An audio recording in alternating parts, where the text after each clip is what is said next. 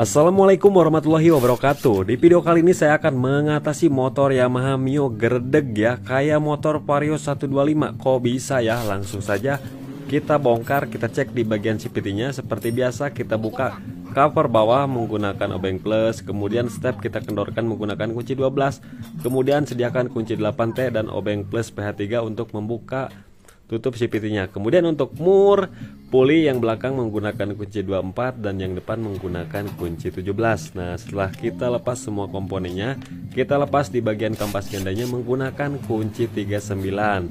Nah, kita cek di bagian sini ya. Ini padahal baru servis ya, tapi kok masih gerdeg. Nah, di bagian kampas gandanya juga kok di gerindanya seperti itu ya. Nah, di bagian puli gesernya kok lobok banget, kayak nggak ada gemuknya seperti itu ya.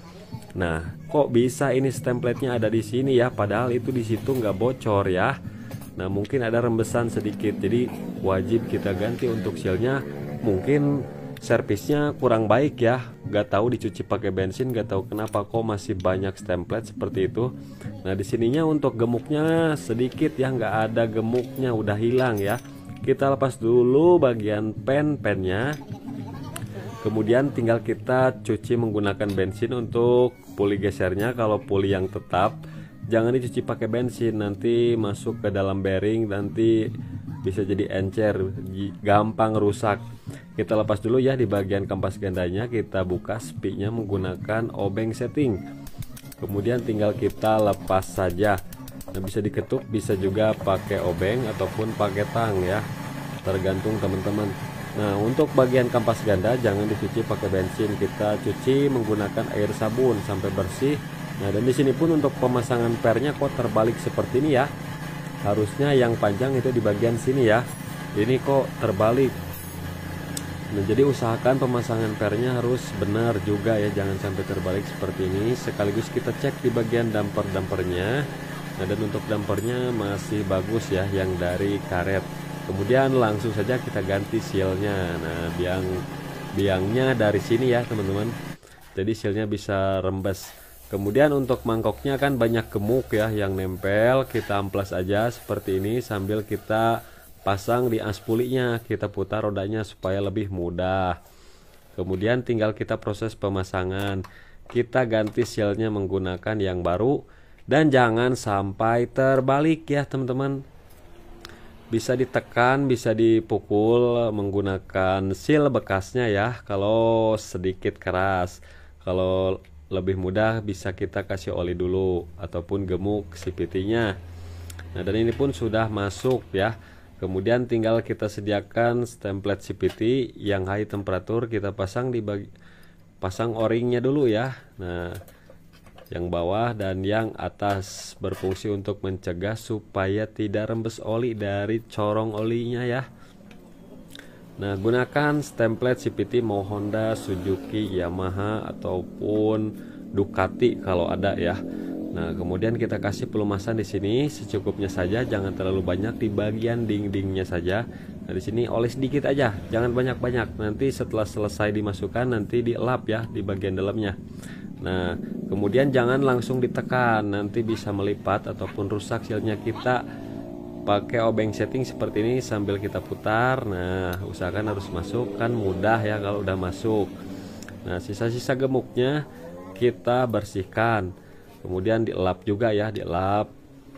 Nah, kan ada sisa-sisanya tuh, nanti sisi stempletnya bisa masuk ke kampas ganda. Pasang bagian pennya dan dipastikan ini masih bagus ya, untuk puli gesernya masih bagus, belum aus. Dan untuk dudukan di puli tetapnya, dudukan pennya belum oblak, jadi masih bagus, ini layak pakai dan awet sekali ini. Nah, kasih secukupnya aja ya, gemuknya jangan terlalu banyak, cukuplah 70%-an. Nah, seperti ini. Kemudian tinggal kita pasang corongnya. Nah, corongnya kan ini udah rusak ya, sebentar lagi itu mau berlubang, jadi kita ganti. Nah, kalau misalkan dimasukkan langsung itu yang baru masih seret ya, kalau bisa kita ludahin dulu. Tapi kan ada gemuk ya, ada gemuk, kita kasih gemuk aja supaya lebih licin. Kalau ada pelicin kan bisa masuk ya, gampang masuknya. nggak seret. Nah sambil kita putar seperti ini karena ini masih original perawan. Oke, tinggal kita putar-putar seperti ini. Ini udah kayak yang ngisi ya di bagian dalamnya. Nah jangan lupa di belakangnya bagian bearing, di bagian dalamnya juga kita kasih gemuk aja secukupnya. Nah ini bisa dilakukan di motor Yamaha Mio Soul, Mio Pino ya, Pino lama pokoknya, ini yang karburator ya. Nah dampernya kita pasangkan lagi ya, damper karetnya. Nah ini kampas gandanya udah dicuci menggunakan air sabun, sangat bersih sekali ya, tadinya kotor banget. Jadi jangan dicuci pakai bensin. Kalau dicuci pakai bensin nanti kampas gandanya selip ya, bisa gosong. Harus pakai air sabun, kemudian dihamplas sedikit permukaannya ya kalau udah gosong. Kemudian pasang ring, kemudian sepinya kita pasang. Celah sepinya hadapkan ke bagian luar. Nah seperti ini.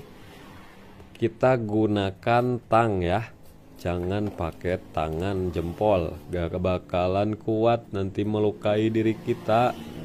Nah oke, setelah masuk semua tinggal kita pasang pernya. Nah yang panjang, nah yang pendek, yang panjang. Nah yang panjang simpan di sini, jangan yang pendek disimpan di sini ya.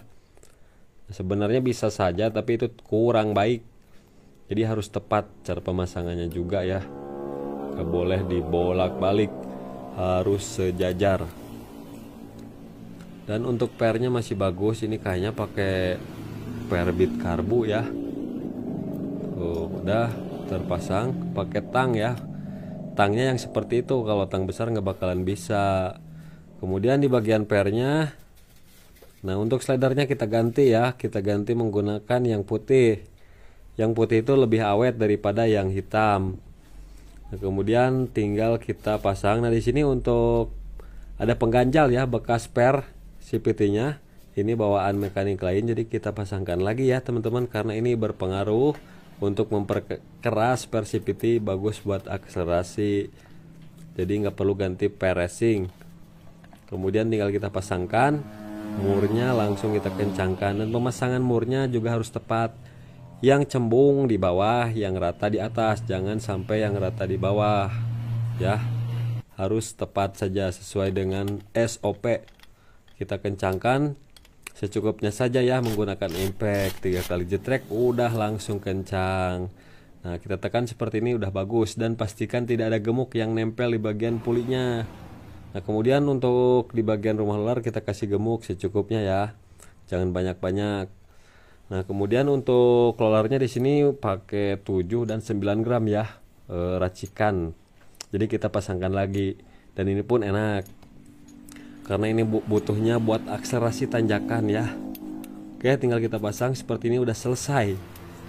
Nah disitunya udah kita semprot ya, karena ada packing tuh, jadi kita semprot. Kalau pakai bensin nantinya repot ya, kotor dalamnya. Pasang ring. Nah kemudian di sini ada ring tambahan ya, ring selip Mio J. Sebetulnya udah ada ring tebal 2 mili ya bawaan Mio, tapi ditambah lagi 1 mili untuk meningkatkan akselerasi. Kita pasang kipas, kemudian bintang, gigi engkol, ring, cembung, kemudian mur. Kita kencangkan secukupnya saja. Kalau pakai kunci torsi 50 Nm dan yang belakang 45 Nm ya. Nah di sini secukupnya aja, takutnya selek. Jangan sembarangan ya ngencangin pakai impact. Oke, udah selesai, tinggal kita pasang panbel. Panbel udah dicuci menggunakan air sabun, tanda panah menghadap ke depan. Kemudian pasang bagian puli. Nah, puli sekondari. Kemudian mangkok gandanya kita pasang. Kemudian kita pasang baut. Bukan baut, mur ya. Nah, murnya kita lihat, usahakan harus sesuai lagi ya, yang rata di bagian dalam supaya nggak oleng si mangkoknya. Nah kemudian tinggal kita kencangkan secukupnya. Kemudian ada o-ring ya bawaan motornya, kita pasang, namun tadi nggak ada, kita tambah aja ya, karena di Yamaha Mio itu ada o-ringnya. Kemudian tinggal kita tes dulu, hidupkan seperti ini ya, dan motornya sudah bisa hidup. Nah seperti ini ya teman-teman. Jadi si panbel yang belakang itu lebih naik dan yang depan lebih turun, diakibatkan tadi ada ganjalan ring selip tebalnya 1 mili, itu sangat berpengaruh sekali untuk akselerasi. Nah di bagian Bak CVT-nya udah dibersihkan juga ya, tuh sampai bersih seperti ini ya teman-teman. Jangan lupa bos senternya kita pasang ya, bos center. Kemudian tinggal kita pasang baut-bautnya. Ada 2 biji yang lebih panjang dan 1 biji panjang banget, yang panjang di tengah, yang sedang di bagian bos ya, bos center. Kemudian yang pendek-pendeknya itu sembarang saja. Nah, tinggal kita kencangkan lagi seperti ini ya teman-teman. Oke, setelah saya coba tes ya, dan geredegnya pun hilang, gak kayak motor Vario lagi. Nah, jadi begitulah teman-teman tutorialnya, mudah-mudahan bermanfaat.